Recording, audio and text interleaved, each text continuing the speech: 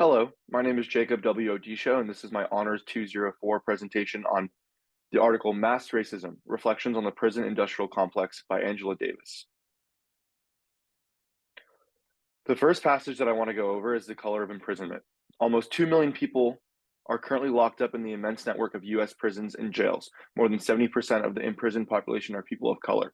It is rarely acknowledged that the fastest growing group of prisoners are Black women and that Native American prisoners are the largest group per capita. This first quote talks about how prisons take up more space on the social landscape and how more and more of that space is being taken up by these prisons. Other government programs that have previously sought to respond to these social needs, such as a temporary assistance to needy families, are being squeezed out of existence. Deterioration of public education, including prioritizing discipline and security over learning in public schools located in poor communities, is directly related to the prison solution. This is kind of an introduction into the next quote, which talks about this government program called Temporary Assistance to Needy Families. I'll read the second quote now. As prisons take up more and more space on the social landscape, other government programs that have previously sought to respond to social needs, such as a temporary assistance to needy families, are being squeezed out of existence. The author argues that the political economy of prisons relies on racialized assumptions of criminality and racist practices in arrest, conviction, and sentencing patterns. This results in colored bodies being the main human raw material in the experiment to disappear the major social problems of our time. This group that I mentioned in the second quote is something that we'll talk about later on in the slide. The next passage I want to discuss is profiting from the prisoners. In March of this year, the Corrections Corporation of America, the CCA, the largest U.S. private prison company, claimed 54,944 beds in 68 facilities under contract or development in the United States, Puerto Rico, United Kingdom, and Australia. The prison industry in the United States has become a profitable source of revenue for these private corporations. Private prisons, which are less accountable than government-run prisons, have become increasingly important to the U.S. economy. Next quote. Wackenhut Corrections Corporation, the WCC, the second largest U.S. prison company, claimed contracts and awards to manage 46 facilities in North America, United Kingdom, and Australia.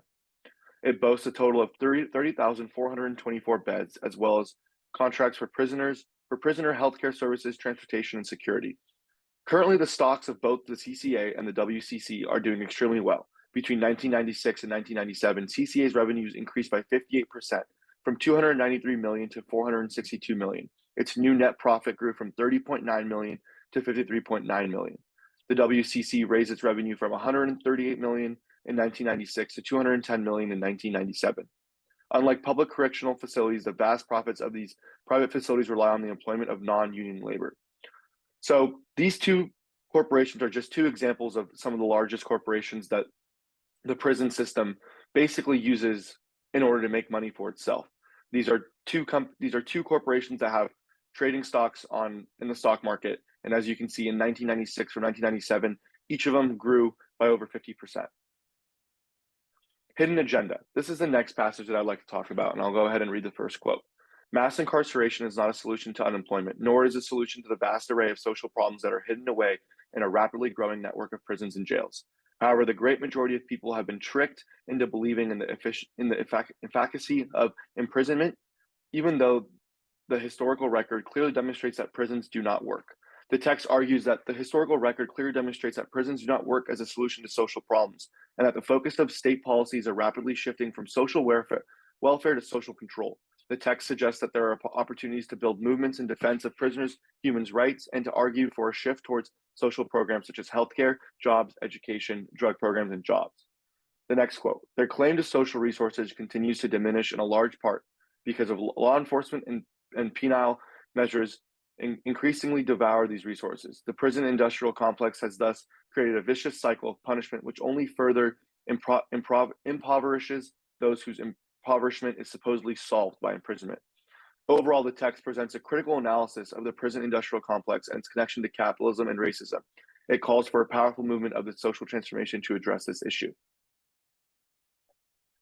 My discussion questions are as follows. What are some alternative solutions to the social problems that are currently being addressed by imprisonment? In what ways could society redirect the funds and resources currently allocated to the prison industrial complex towards addressing the root cause of poverty, addiction, and mental illness? How does the privatization of prisons contribute to the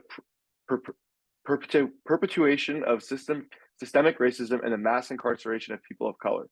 What policies could be implemented to reduce the influence of private corporations in the criminal justice system, and in the end, promote greater accountability and transparency in the treatment of prisoners?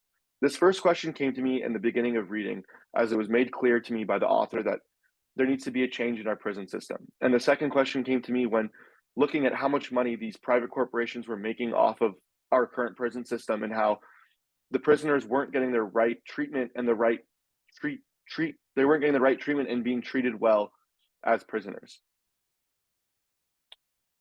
This is my works cited. Thank you so much for listening. I look forward to hearing what everyone has to answer my discussion questions with. Thanks.